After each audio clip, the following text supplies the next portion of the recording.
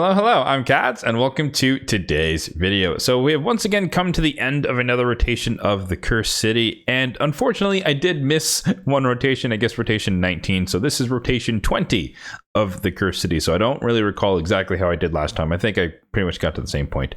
But nonetheless, we're going to talk about my progression this time in the Cursed City, and spoiler alert, we made it pretty darn far once again. Still have not managed to pull off the full 100% clear just yet, but nonetheless, we'll take it 99 out of 101.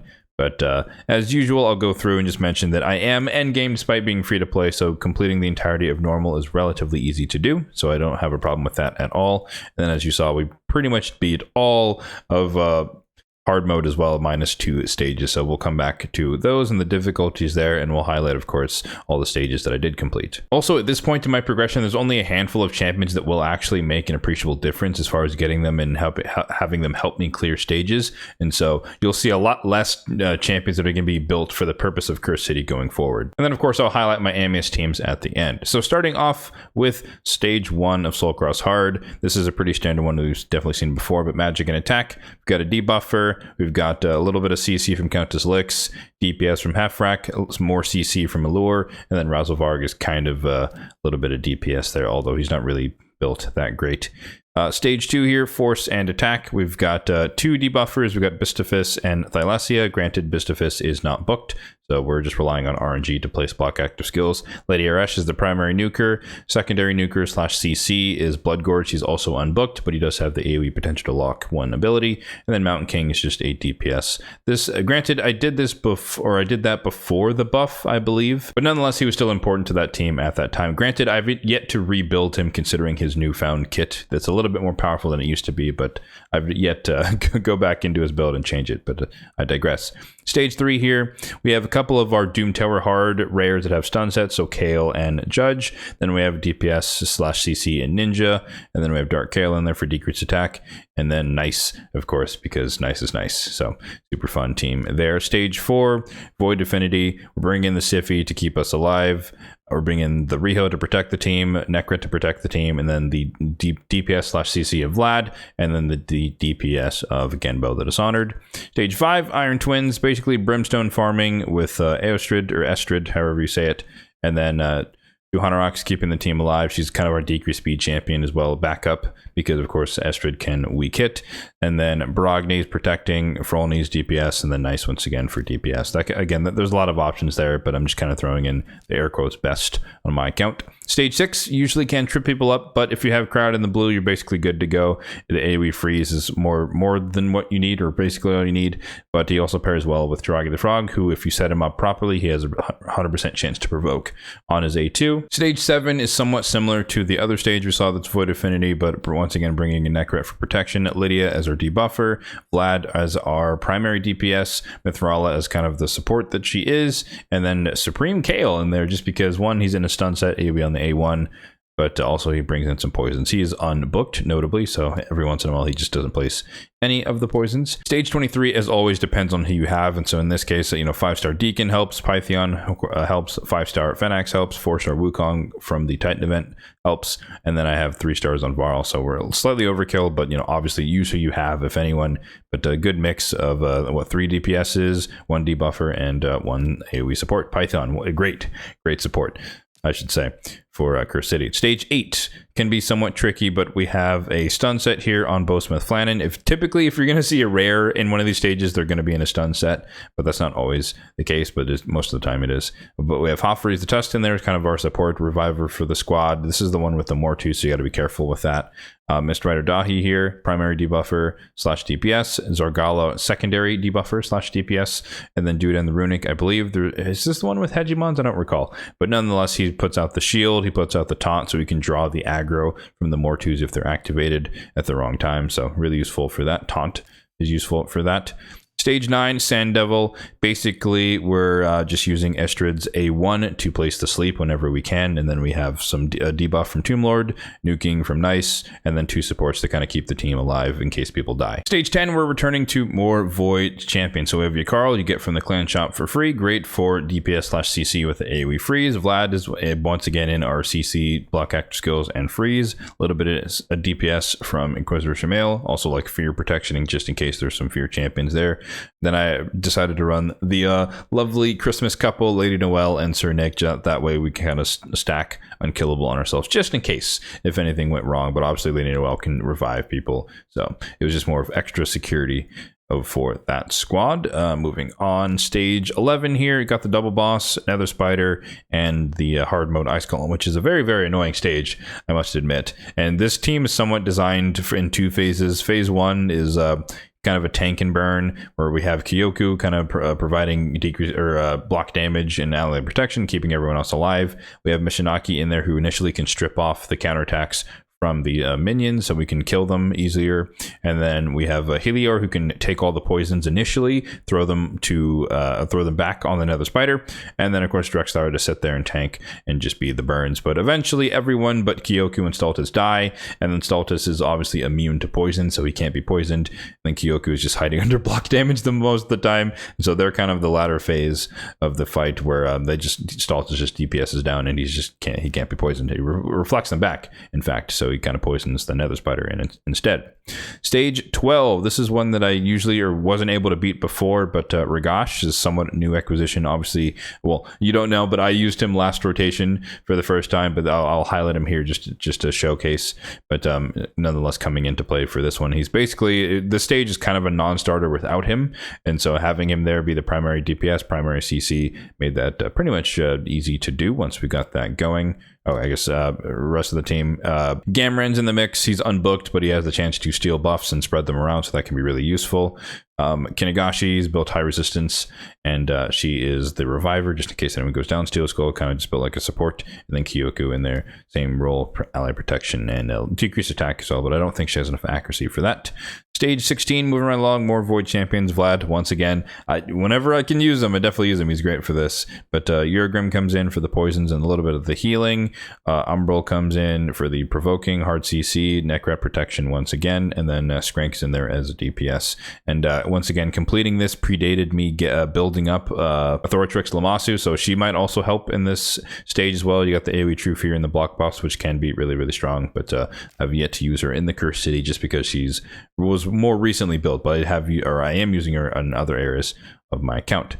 Let's hop over to stage 25, kind of the same thing as the stage 23, but whoever you happen to have. In my case, got Sify, who I think I earned her 2-star from a Hero's Path, maybe Valentine's Day earlier this year, I think is where I got the 2-star, and then I've used Essence and whatnot to get all the way her up to 5-star, so she's the primary support healer. Marima's at 6-star, same thing, kind of used Essence to get her all the way up there. Stultus is a 3-star, Mikage is at 4 from the Titan event, and then Madame Saris is at 4-star as well. Lots of champions here that you can use, especially old fusions. And this is why a little bit of a side tangent here, but if you can complete Titan events or Heroes Paths that give you the 4-star, 5-star soul, it might help you qualify for one of these stages. So don't sleep on those. Like, Estrid, for example, could also come in their previous fusion and stuff like that. So they can help you qualify for stages. So try and get them if it's within your wheelhouse or if it's within your capabilities. Stage 14, kind of the same one or similar to the one we saw before, but we have the same 2 stun set rares. We have Foley in the mix there for a little bit of DPS. Duck is our debuffer once again.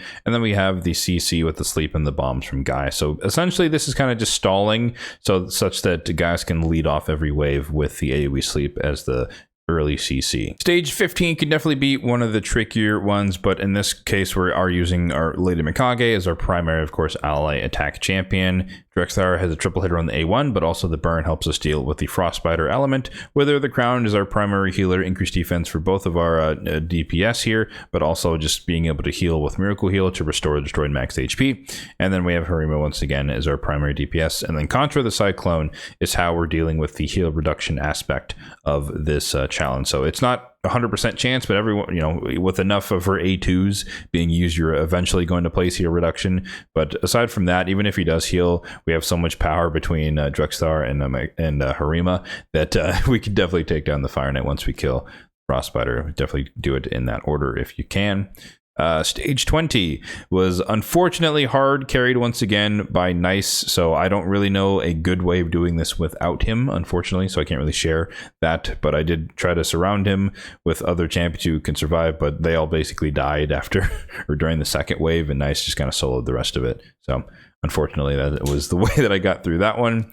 Stage 17, another Fire Knight variation, but this one's a lot more straightforward. I have a Valkyrie, so we have AoE counterattack, which makes it kind of easy. The shield protects you. To Hanorok, one can place increased defense to increase the size of the shield, but also has decreased speed once again on the A1. Old Grekus has a triple hitter on the A1, also decreased speed as well, heal reduction for the squad. And then Morag is DPS / ally attack, mini ally attack, and then Newt, of course, is Newt. So once we get the shield down, it's basically down forever. But even if it weren't, we have the counterattack and the ally attack that should be able to bring it back down fairly easily. Stage 18 was definitely a struggle boss for sure. Maybe this is the one with the hegemons, but similar squad as before, but we have Duda and the Runic in there. We have Husk in there for the AoE stun, also the provoke on the A1. We have Mistweather Dahi in there once again, primary debuffer and DPS. Blood Gorge, same thing, with the AoE potential to lock out one ability, but also the, I guess, block revive ability that can hit decently hard. And then we have Timit the Fool, who is in there to slap all the buffs off of people, but also the AoE True Fear, which can also function as some CC. Stage 21 was kind of me just having some fun with Empress. I've beaten this stage before. I think the slot was probably Mighty Uko, is more support, and then it was just kind of Verself doing the solo DPS and slowly but surely whittling down the waves. But we got to test out Empress, which was kind of fun. So he's the primary DPS for the squad. We've got support between or support healing, reviving between Rectordrath and Doom Priest, and then Hoffreeze is again another reviver for the squad, and then Verself a little bit of CC with his passive, and then ally protection, increased defense as needed for extra protection for that team. Stage 24, the last awakening stage. Once again, same rules apply, whoever happens to qualify, so Siphi's coming into the mix. Armand's again showing the value of completing those Titan events when they come up, so 5-star silver him, 5-star for Ugo, 3-star for Frolny as our primary DPS, and then a 3-star on Gizmak for secondary DPS. And then the last stage is the double boss for Dragon and Dark Fae. So this one took a little bit of iteration to figure out the combination, because the hardest thing about Dark Fae is like obviously killing your mirror copies, but doing so in a way that you don't have someone like super high resistance tanky person who's just really difficult to kill. So in this case we're running Fabian. So Fabian's the fastest on the team, so we lock out the enemy and it doesn't really matter what they do after that. And then Stagnite debuffer, Yannicka nuker, Anax is primarily there just for the dragon bit for the poisons,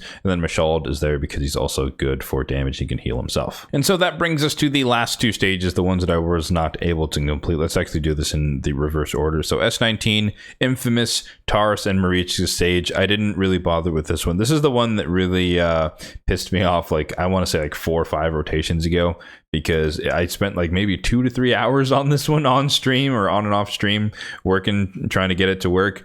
And then I finally got to the last wave, and then Yumiko's passive stole the perfect veil from Loki, so he couldn't spread block active skills, and I basically kind of gave up after that because it took me that many hours just to get the good RNG to get to wave 3, and only for the veil to be stolen and my plan to be absolutely ruined.